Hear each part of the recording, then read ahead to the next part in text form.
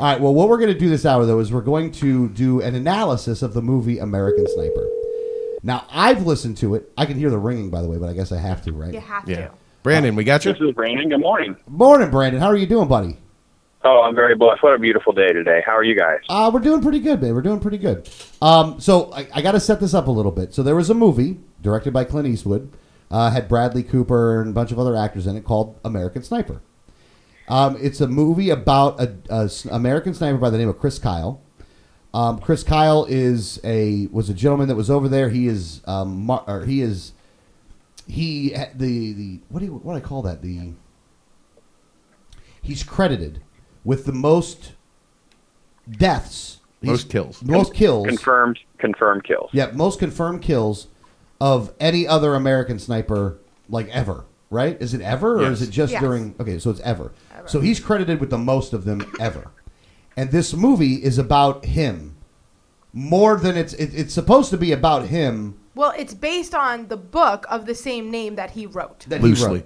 I've seen some of the people who have seen the movie and read the book, and they say that it is very loosely related to the book. Yeah, well. It's very. So the book and what they wrote, what they put out was different. Yes. Vastly. I mean, the movies always are different than the book because there's always like some creative liberty and things like that. But this is definitely much different. From what you've heard. From what you've heard. Well, I've seen a pretty much breakdown of, this is what they're portraying in the movie, but this is what the book said about that. I've got quotes prepared here from the book for this analysis that's going to show us the difference between who was portrayed in the movie and how he portrayed himself in his own book. In his book. Okay, all right.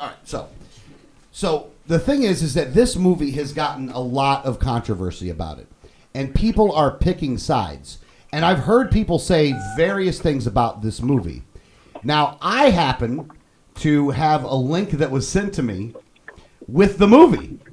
So I was actually able to go and watch this movie, not even leave my home, and watch it online. I don't know how this happened, by the way. I did the same thing. But I watched it online. I didn't have to go to the movie theater to watch the movie. I got to watch it online. Well, it was a screener copy that somebody posted on the internet. So, so whoever did that is probably going to get themselves in a lot of trouble. A lot of trouble. Yeah, because it's not taken down either. It's still up. Yeah, and it's got the watermark on it that says this screening copy is for you, the member only, and it is not to be so shared. This is someone who got the advanced screen. Yeah. So we watched the movie.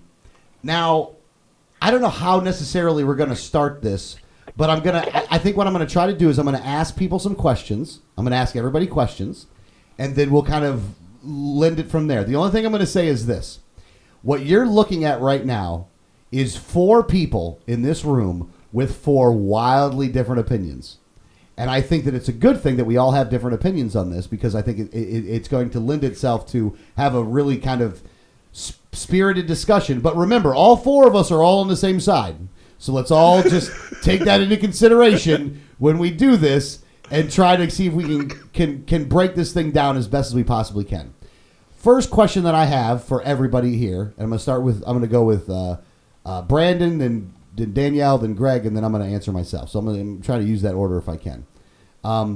What was your initial thought of the movie, Brandon? A fantastic film. It's Oscar worthy. I'm not sure I will agree that Bradley Cooper's performance is necessarily Oscar-worthy, but it is a very good performance. I think it is extremely a great film to document the pretty much horrific and nearly unwinnable scenario that we have put many of our soldiers in the onset of the Iraqi War. I think that it does a pretty good job of trying to at least instigate conversation about the morality and the struggle that a sniper must go through. And, of course, the fallout of that is dealing with the PTSD.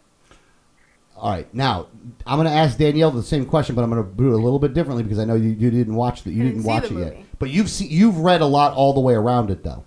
I've read different opinions of the movie, and I've read some of the analysis of the differences between the book and the movie, but I have not seen the movie. I have not seen a trailer for the movie. I've not seen a clip from the movie. I have seen no part of the movie. Okay. Now, based off of what you've read, about it. What was your thought? What's your take on how this movie is being put out there? I believe it was in some ways, dishonest portrayal of Chris Kyle. Okay. Greg, what was your take watching the movie? It's funny because my opinion is exactly opposite of Brandon's on this. I think the movie itself, my biggest criticisms of it is the movie itself and its production. I expected much better out of Clint Eastwood. I don't think the movie was that good. I think a lot of the transitions were jarring. It was very difficult to follow exactly where we were in the timeline of events sometimes. But I think Bradley Cooper was absolutely phenomenal in portraying the role, and I absolutely believe that he was Chris Kyle. For me, he's one of those actors that it's very difficult to not see him as the guy from The Hangover. If he ever has any kind of jovial attitude and comedic role in a movie, I always end up kind of seeing him as that guy from The Hangover. And this one, he was Chris Kyle. He was not Bradley Cooper. You know, he wasn't Face on the A-Team. You know, he wasn't the guy from The Hangover. He was Chris Kyle. And I think he did a phenomenal job of portraying that. But I think the movie itself, as a movie, wasn't all that great. And I expected much better from Clint Eastwood. However, for what it is a propaganda piece, and it is a phenomenal propaganda piece. It does its job spectacularly. It may be the best made propaganda piece of my lifetime. All right, here's my take on this part. I think that it was a phenomenal movie. I thought that it was great acting. I thought that it was great directing, and it was great directing for the reasons that you don't like it. I think that what they were doing was done by design. The way what you're angry or what you're having a criticism of, I think they did on purpose, and I think they did it for a reason.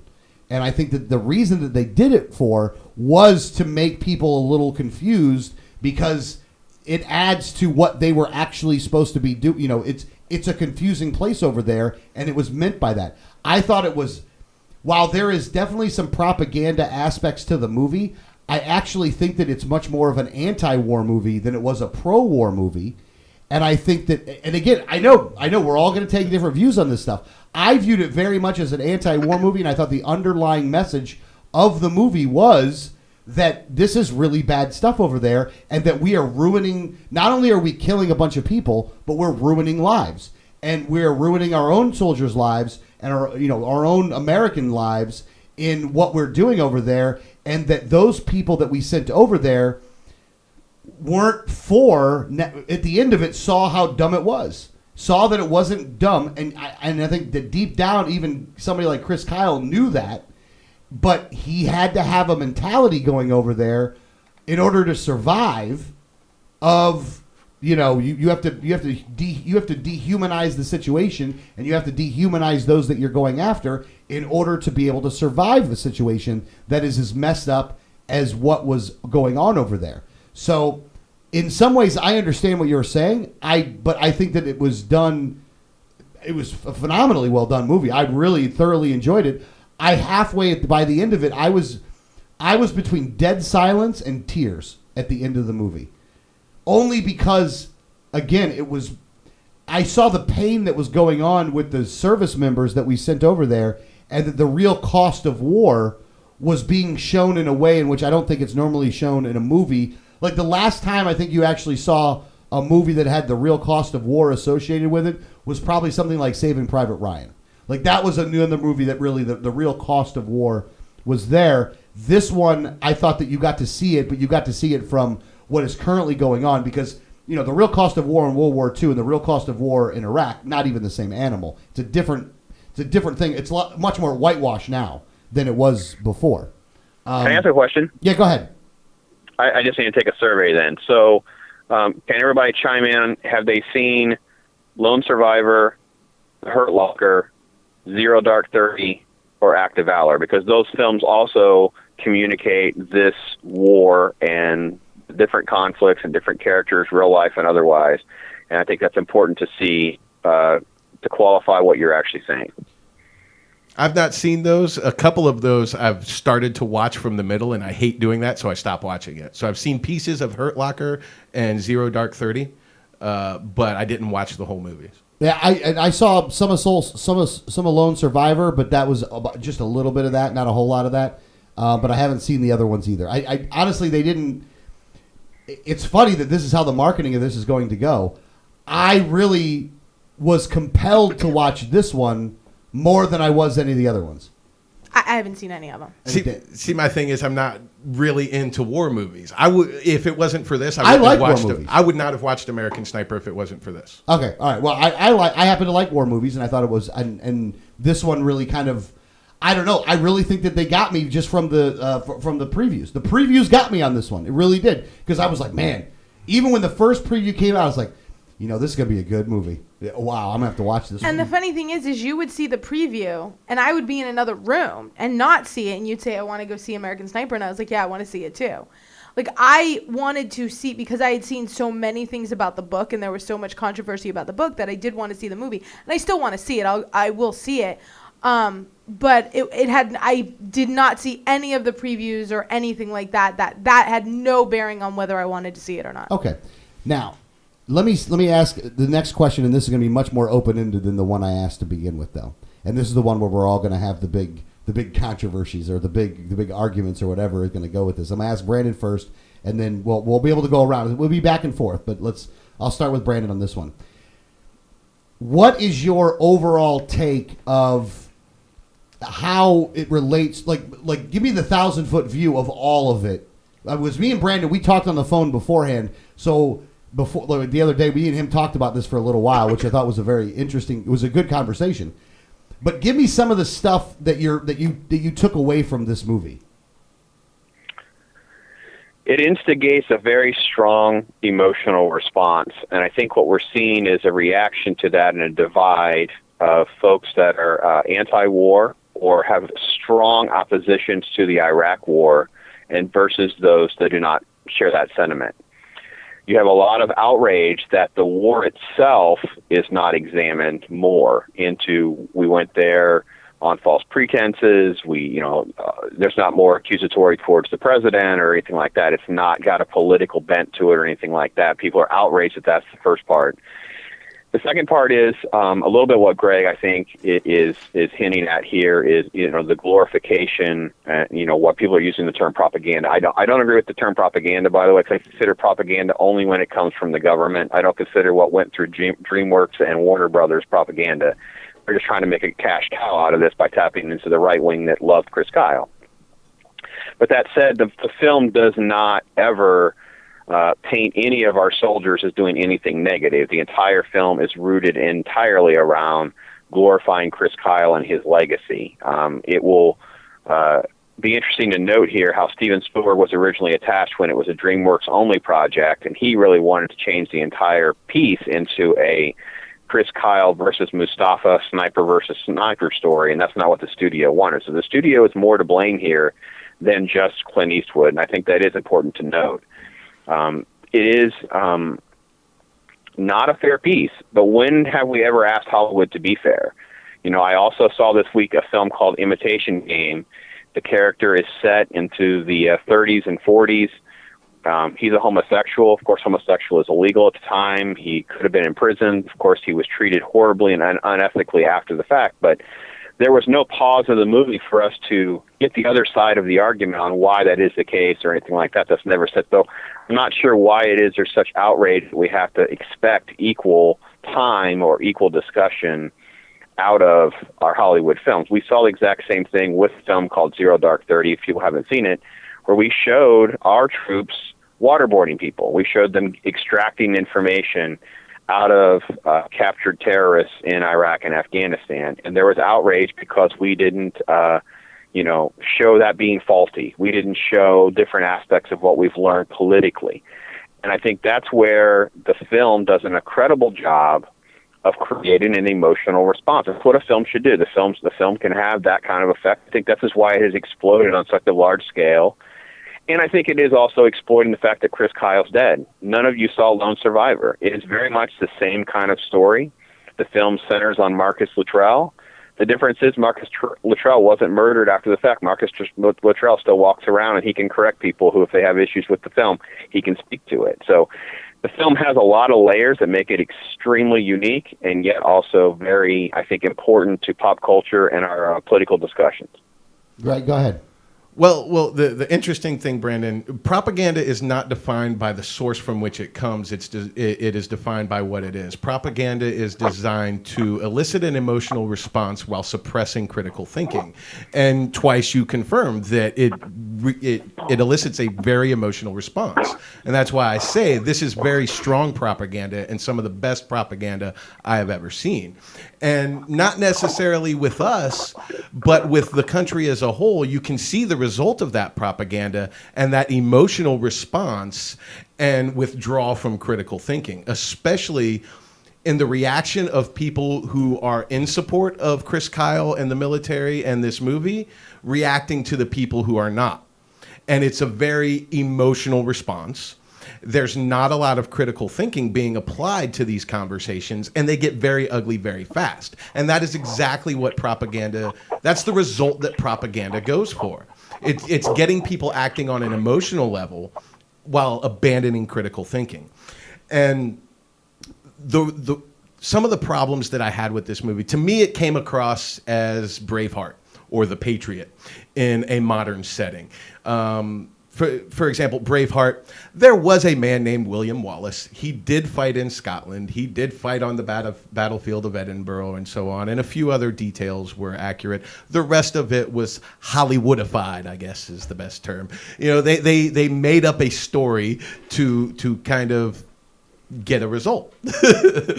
And American Sniper is much the same way. There was a man named Chris Kyle. He was a sniper for the American military. He did fight on the battlefield of Iraq. The details kind of get lost at that point. And one of the things that bothered me about the movie and showed you how very Hollywood it was the sniper versus sniper, the Chris Kyle versus Mustafa. As far as I know, that's not something that was really going on. In the book, Mustafa was mentioned in one paragraph. Right. The movie portrayed this as if the entire time Chris Kyle was in Iraq, that it was him versus this other sniper. And then once that other sniper was dead, his mission was done and he goes home. That's kind of the way that the narrative of the movie came out, which is one of the reasons why I didn't think it was that well done. Because you're trying to tell a person's real life story and you have made it into a Hollywood caricature. It is very much a caricature of reality.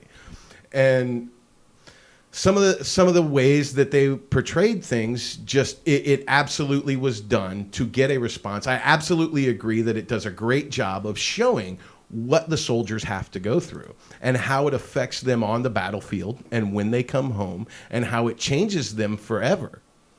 And that's also part of the propaganda because it is to elicit that emotional response and get that sympathy to get more people to fall on the greater propaganda of support the troops blindly, without reservation. Support all the troops. They are all heroes. You shouldn't question them. Look at what they have to go through. You shouldn't question them or in any way criticize them. Look at how miserable they are. Look at what they have to go through and what they have to put up with and how much damage they have for the rest of their life because of this. They deserve your respect, and I completely disagree with that. But the movie does a great job of convincing people that that's the case. Okay. And that's why it's great propaganda. Okay, all right. Let me kind of give my take on this part of it. First off, I think that the movie in very much had an anti-war undertone. I know that it wasn't the primary driver of the movie, but I thought it was put in there in a way in which to almost sneak it onto the people. You talk about the propaganda aspect of it. I almost view it as there was a subliminal message that they were trying to get across to people of how much war actually sucks. And that was, in my opinion, was very prevalent there. Even if you weren't looking for it, you got exposed to it either way.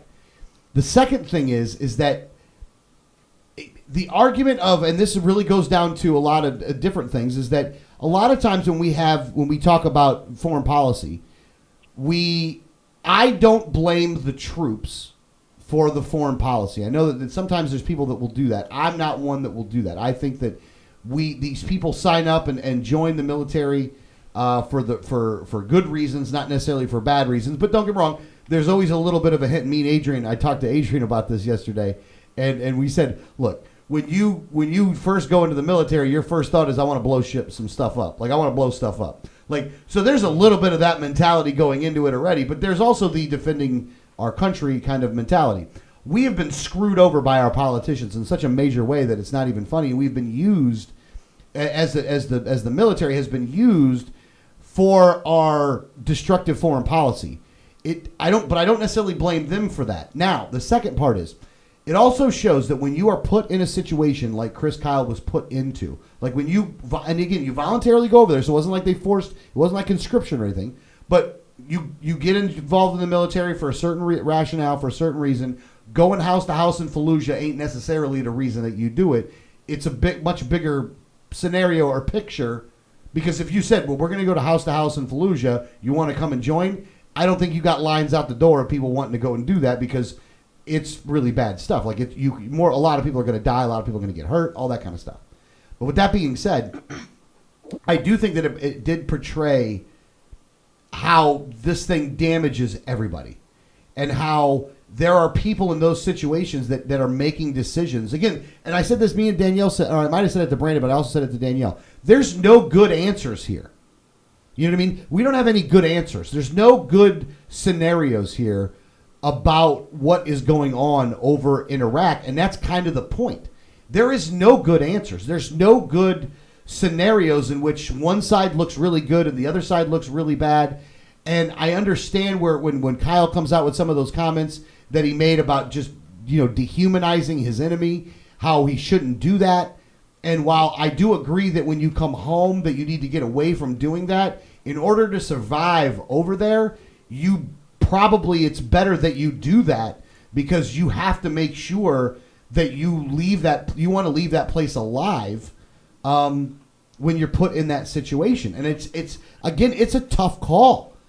What I think, and we'll get into this part here in a second, but I'm going to throw the first salvo out here, is I don't know if anybody should be calling it necessarily a hero or a murderer. I fall in the middle on this one. I don't fall in one camp or another, because there's guys like, Michael Moore that will say this guy's a coward. Like, he's definitely not a coward. I mean, he's definitely not that. But is he necessarily like the greatest American hero? You know what? If you're one of the guys that he was working for, like if you were one of the Marines that was going house to house and this guy was covering your six, he's definitely a hero. Outside of that, I don't know. I don't know. He's not a bad guy. He's not a good guy. Maybe he falls somewhere in that gray area in the middle. But if I was one of those Marines that was going house to house, this is the guy I would want up there with the rifle. Like, I know that this guy would make sure to save my life. His mentality was that, and I thought another analogy in the movie that was a phenomenal analogy of the movie was done right in the beginning when it came to his dad. He said, "There's sheep in this world, there's wolves in this world, and then there's sheepdogs, and the sheepdogs are there to protect the sheep and stop them from the wolves."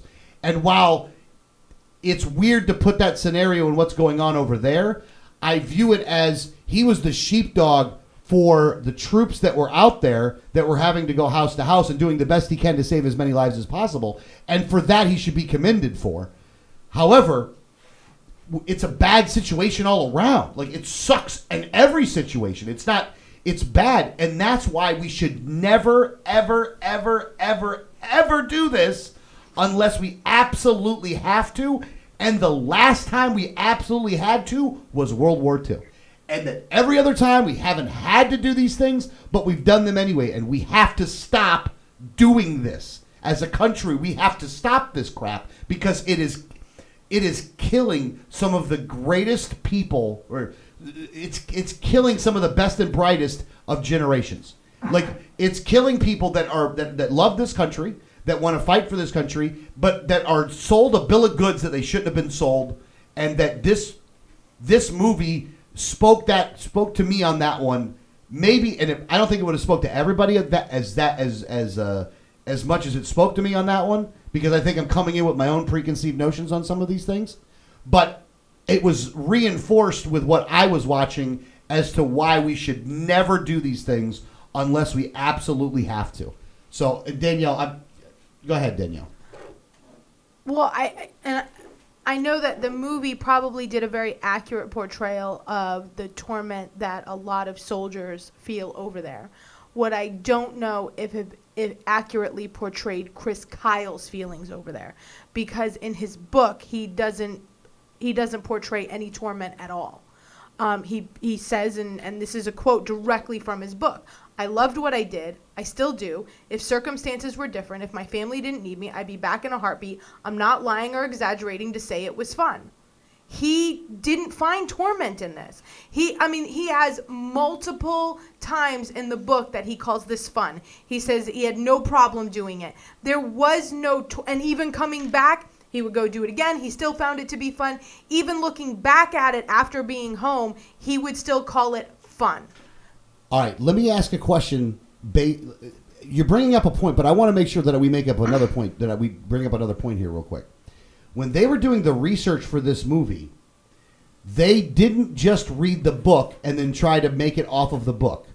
They went to other people as well. But what they portrayed this as is a movie based on the book. Yes. Okay. That never comes on screen, I don't think, by the way. But that's what Clint Eastwood has when he's been interviewed, when any of the makers of the film, any of the people behind the film, they call it a movie based on the life of Chris Kyle and the book that he wrote. And while they are probably very accurately portraying some of the torment that many, many soldiers feel, I don't feel like they accurately portrayed this man. Okay. I think I disagree a little bit there, only because several times in the movie, Cooper's character as Kyle is very insensitive. He is very cold about executing them. He sees them as evil. He sees them as a threat and whatever. He does not have a problem killing them.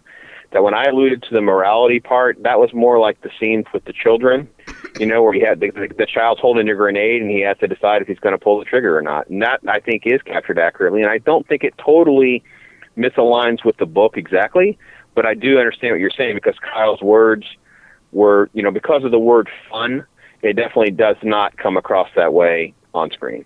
Right. And so I think that listen, war, I think many, and obviously when soldiers are coming home with PTSD at an alarming rate that they are right now, there's definitely torment going on with many, many soldiers. So I'm not saying that this wasn't accurately a portrayal of war. I'm questioning the accuracy of the portrayal of this man. Okay. All right. Well, no.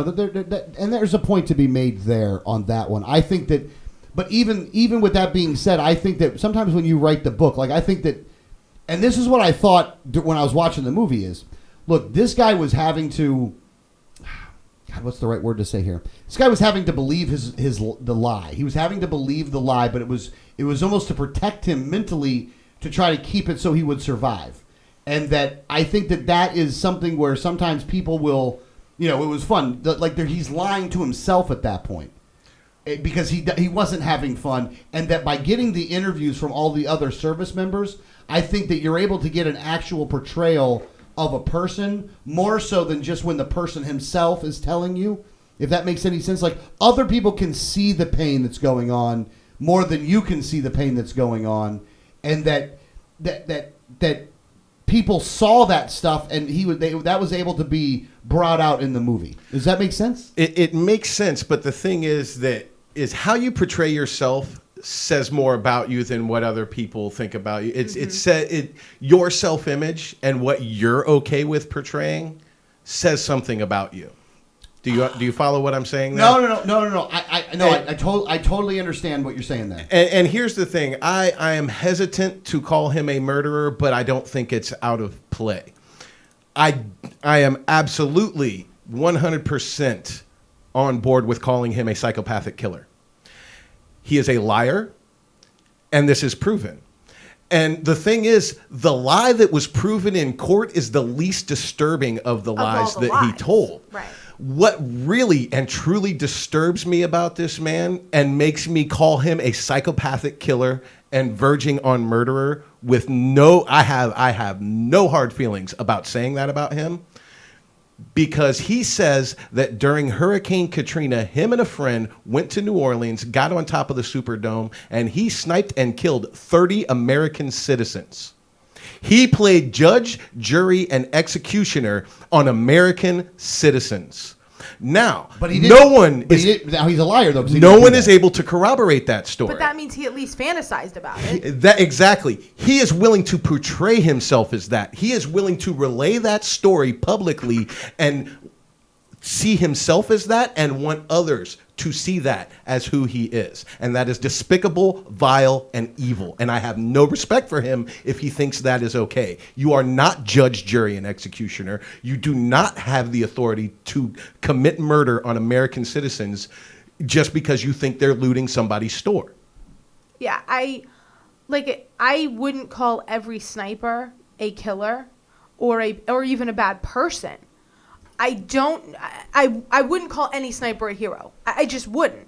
In fact, I wouldn't really call most soldiers that come home, I wouldn't call them a hero, because I think as a society, if we always herald up our soldiers as heroes, then we're not ever having an honest conversation, and perpetual war will never stop. So while I don't think what they're doing is heroic, I think, did they do their job? Are they doing it to their best of their ability? Would I support them? Absolutely. Would I call them heroes? No, because I don't think what they're doing is heroic. And I think until we stop using the label hero and heroic for what they're doing, we're never going to have an honest conversation about war. And I wouldn't call every American sniper, I wouldn't call every sniper a bad person or evil or a murderer, but I do borderline with Chris Kyle of calling him at least having psychopathic tendencies in his personality because of some of the lies that he, even if he didn't perpetuate these crimes, he fantasized about killing innocent people. He believes it about himself. Yes. All right, let's get Brandon to chime in on this part though. Well, I really couldn't disagree more, and I don't think that this selfless decision to serve our country in the military should take away from the fact that it is a very heroic sacrifice, and it's a very heroic deed to do these things. And then by not holding them up as the heroes that I see them as, we are not able to differentiate from the soldiers that behave outside the scope of what they should. When they misbehave, we won't be able to point out the rotten apples from the other apples, and it's a very injustice. I really don't care to analyze the film by analyzing aspects of the books to me that is not relevant to the scope of the film. I mean, yeah, we can have a discussion about Chris Kyle as a person, but that's not relevant to the film. Those aren't even aspects or pieces of the story that even come into play. And we have to separate which pieces of the arguments that we want to have discussions about. Do we want to talk about war? Do we want to talk about Chris Kyle the person? Do we want to talk about the film? And so on and so forth. And I think that's an area that we'd have to agree to disagree on. All right. My viewpoint on this, and I said this to Brandon. This is the first thing I said to Brandon when I talked to him on the phone, and this is the thing that I'm going to say about this movie, and I'm going to give the 1,000-foot view, the whole thing. And people probably aren't even going to understand what I mean by this. I am glad that there are people like Chris Kyle in America. I never, ever, ever want to use them. Never. I don't want to use them. I do view that when you're over there and you're protecting those guys, that is a very heroic thing to do, and that you are in many ways acting very heroic. I also believe that you can be critical of the war, critical of what's going on, wanting to change this foreign policy more than anything in the world, and still want to call these guys, in some ways, heroes. I know that doesn't make any sense to you. I know that doesn't make any sense to a lot of people. I know it doesn't. I know that people are going to go, "What are you talking about? What are you, crazy, Alex?" And I don't want to say, and I'm not saying this with any disrespect to anybody else that's even listening, or you guys in the room, or anything. So I don't mean it to sound, if it's disrespectful, to sound disrespectful. You know what, man? You almost got to be in that position to understand why he's heroic. I wouldn't even argue with you, Greg, and tell you that you shouldn't do that you shouldn't say what you were going to say. I think you have every right to say it the way you say it. Same with Danielle. Same with Brandon. I mean, Brandon's more on my side on this one than he's on your side on this one. But in that aspect, I'm not going to say that you're wrong for saying what you're saying. I'm saying that, and while I was in the military, I was never in a combat situation like these guys are in. I was in it enough to understand the mentality that goes along with what those guys were doing. And that I do view that being able to go through what they went through and make it out of alive is heroic enough. Heroic enough for me. Now, you look, I'm not a person, and again, Greg, you know this. You've known me for years. I'm not a person that walks around calling service members heroes. I don't do it. I don't talk about my own service unless it's kind of germane to the conversation. Like, I don't bring it up most of the time unless it's germane to the conversation. I think that talking... Let me give you one thing, though. Most people, when they go over there, do those things and come home, don't write books, don't talk about it. They don't talk about death. Matter of fact, I happened to watch Hannity this week because I wanted to find... Because I know they were going to be talking about this movie, so I was looking for other perspectives. And they had another sniper on, somebody that knew Chris Kyle. This guy wouldn't talk about any of the things that happened over there. Wouldn't talk about it. Mm-hmm. Hannity was prodding him and prodding him and prodding him, and he wouldn't talk about it. That's what you should do if you go over there.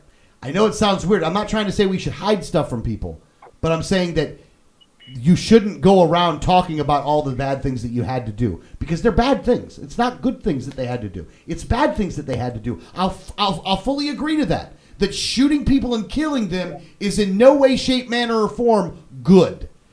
However, sometimes it's necessary. And considering the situation he was in, shooting those people was necessary.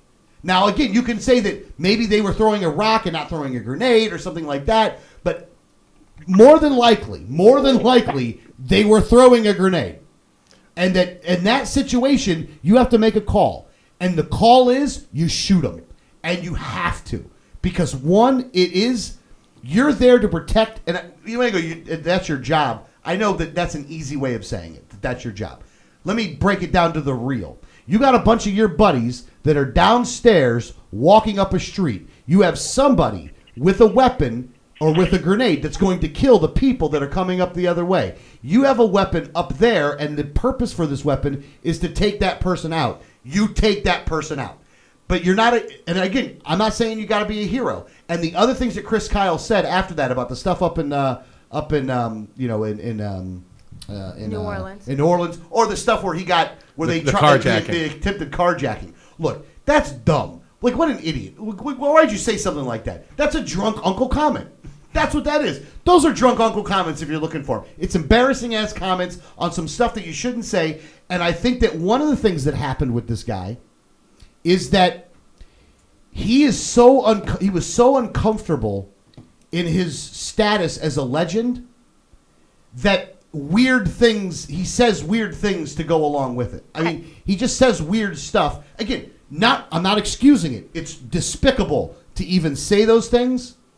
It really is. However, the way the movie portrayed it, and I think this is something that is real. I think this is the real part. Because I think that they went around to a bunch of people to get this part. They didn't get it from him. Obviously, they didn't get it from him. But I think that this was a man that was very much depressed, that was very much of two minds of what he was doing over there, and that was very much a person that was battling demons because of it. And I think that that's another thing that it showed. And I think that Chris Kyle would not have wanted you to know that. I think that he wanted to hide that. And I think that it came out because of the interviews that they had with other people to make it look like, I don't think they did it to endear him. I think they did it to show him because he wouldn't view it as endearing. Well, I think this is also a byproduct of American culture in Hollywood, right? Because they tend to hero worship the topics that we're speaking of, right? So the outrage right now with Selma is that we're showing the infidelities and the pitfalls of Martin Luther King. So when we have Michael Jackson who dies early and prematurely, we don't focus on his shortcomings as much as we focus on his successes. So something like Chris Kyle is riding a wave of that sort of reaction, and of course the movie is benefiting from that greatly. I think what you're bringing up with the quotes from the books and some of the other different things are really the shortcomings. I'm not trying to get into the shortcomings because I don't think that is the topic of the film. And we have to decide, again, are we going to talk about the topic of the film? Are we going to talk about Chris Kyle the man. And that's where it becomes a very difficult challenge, because I think a lot of the outrage, the Nazi comments, those kinds of things, is there's a lot of outrage over the war itself and Chris Kyle the person being glorified through the film. But I think if you wanted to not to be able to separate those out, then they should have chosen a different name for their main character. And I think when they choose a name that everybody knows that has already written a book, and they base some of the things even loosely on that book, is you have to have the debate between the person and how the movie portrayed them. If they wanted to just if they wanted to interview a lot of soldiers and kind of make a basic, this is how soldiers in the military are feeling, then they should have changed the name from the main character, and that would have taken this part of the debate out. But they chose not to do that. They chose to prop up a man and maybe portray him very inaccurately so that they could ride the wave of his name instead of just portraying the feeling and torment of soldiers in a war zone. And I think that was disingenuous on their part, because we can't separate that out anymore. Absolutely. But isn't that the same argument that we see the same people who are outraged with the Chris Kyle scenario are the same people that are telling Christians to get over it when we watch a film like Exodus or Noah that greatly exploits and distorts from who the original men actually were? Well, I would say that it would be the same thing that applies. Listen, I think Christians should be outraged if these things are being portrayed inaccurately, and no one should tell them to get over it. Because if you're using those names, then you have to go to the accuracy of that person, and the debate will be whether the movie was accurate to the person. Yeah, I think that to Danielle's point, this is about this is American Sniper. Same title as the book. It is about Chris Kyle, who wrote that book. Unfortunately, the movie doesn't exist in a bubble. And I totally agree with what you're saying, Brandon. I kind of struggled with this myself, and I was going to try and do my best to keep personal philosophy and the greater sphere of things out of it, but it's very difficult not to. I wanted to just come in and talk about my thoughts on the movie itself, but the movie doesn't exist in a bubble. The movie is portraying an individual who wrote a book. It is loosely based on this book, and it takes place in events that are relatively current events. These are events that we all live through. We knew what was going on stateside while he was over there. We now know the intricacies of this war and how we got into it and what was going on. And I think it's very difficult for a lot of people to separate those out and keep the movie itself in a bubble. And you're going to end up having the discussion leading down the bunny trails of philosophy and going more into Chris Kyle himself, just like I was saying about Braveheart. Braveheart is a great movie, and it portrays William Wallace as this Scottish hero. But if you're going to study history, you're going to learn that things are a little different than what's portrayed in the movie. Same as American Sniper. Well, and I understand what you're saying. I mean, but I think the way I look at this is that every movie does that. I mean, that is one Absolutely. of those things. Every movie is going to take their artistic license to the nth degree. I think that what this one did was try to make it as. I think that Clint Eastwood actually had a message here, and I think that Clint Eastwood's message was. And again, I will say this because it's me, so I'm going to have to go with my thought on it. I actually think that Clint Eastwood's message was one of, we really need to look at what the heck we're doing over there, because this is what we're doing to people. And we're going to use this guy as the way in which I'm going to get that message across. And I don't think it's a political message as much as it is a human message. And really, at the end of the day, I loved the movie. Like, I really and again, I want us to never go and do that again. But I loved the movie. I thought that the anti-war message in the movie was needed, was necessary. I've seen comments from people, and I'm like, what movie did they watch? Who were they watching this movie with? This is totally not what I took from this movie. Some of the people that are on IMDb, it's like a user rating system. They're giving the film a 1. And it really is showing more about their personal beliefs and their character, because they're talking about the Iraq War. They're talking about different criticisms that are outside the scope of the actual film. And I do understand what Greg is saying. It's not in a bubble. You have to know as a filmmaker and as a creative process that you're not in a bubble, and you will bear some criticisms to that. But at the same time, some of that can be very unwarranted. And that's where I think we're at with American Sniper. We've got a whole mix of opinions swirling all over the place, good, bad, and extreme.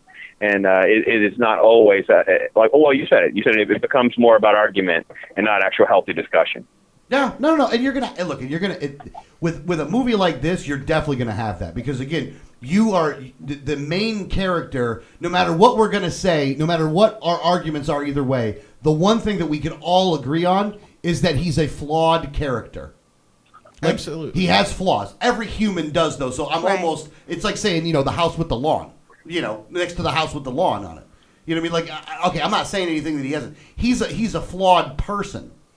But maybe I'm looking into it the way I want to look into it, which says more about the arguments that you're having on either side. Look, I think that the coward comment from Michael Moore is just as ugly as the person that says this movie wants to make me kill more ragheads.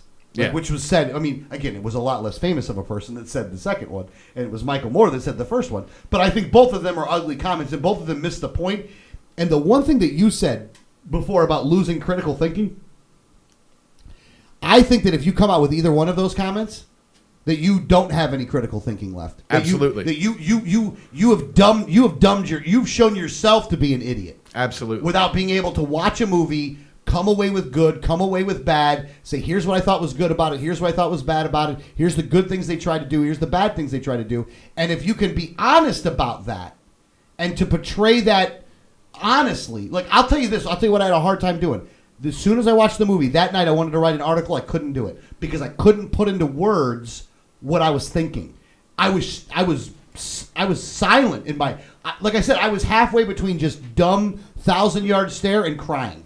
And I don't even know why I was even almost in tears, but it really was the way that the movie portrayed it. I think what really made me upset the most, and again, this is Hollywood doing their thing, but what made me upset the most was it seemed like at the end he was almost starting to get through his own personal problems in his head, and that's when he died. And that he died not because of being over there as much as it was trying to help people over here. And that you died trying to help other people that had to go over there and deal with the crap that they had to deal with. And that's what killed you at the end. And to be honest with you, that in and of itself was kind of heroic. That willing to help those that came home, knowing that you're battling your own personal things, your own personal issues, but willing to help those people that are coming back that are also hurting, that there is actually a kind of a heroic thing. And I think that's why, for all the other comments that the guy can make, which are despicable comments, that's the thing that I kind of, and again, that's Hollywood kind of playing me a little bit for this, and I'll freely admit that I'm getting played a little bit here. But he was helping those people with PSTD, or with post-traumatic stress. That's true. They can't make that part up. So that part, I think, is also, you got to, if you're going to take a full account of the man's life, you got to take a full account of the man's life, and there is some good to go along with some of the bad. There absolutely is. I totally agree with that. And I don't want to blanket say he's not a hero, because he absolutely is to some people. He's done heroic things. He has done some heroic things, and he absolutely is a hero to some people. I will not deny, and I will not argue with the fact that to the soldiers that he was protecting while he was deployed, he is absolutely a hero. The people that he shot and killed that were about to kill his friends, he is absolutely a hero for killing those people and stopping them from killing his friends. When he came back and started working with veterans and helping them, I believe that not only was he helping them, but it was just as much of a help to him.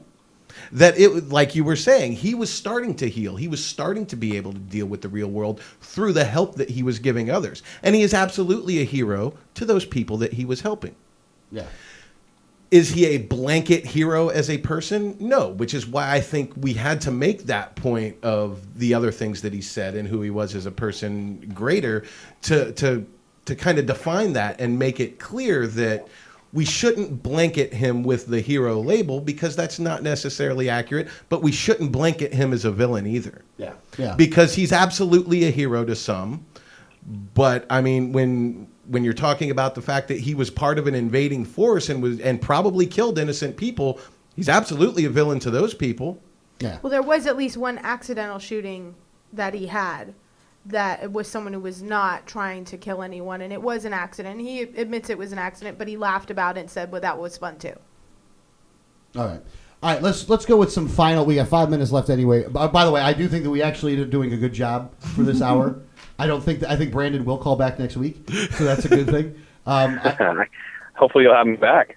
Oh, absolutely. No, Brandon, absolutely. Look, Brandon, first off, I love you being on this show, only for the fact that I don't think that you ever fall lockstep with anything that we say, that's for sure.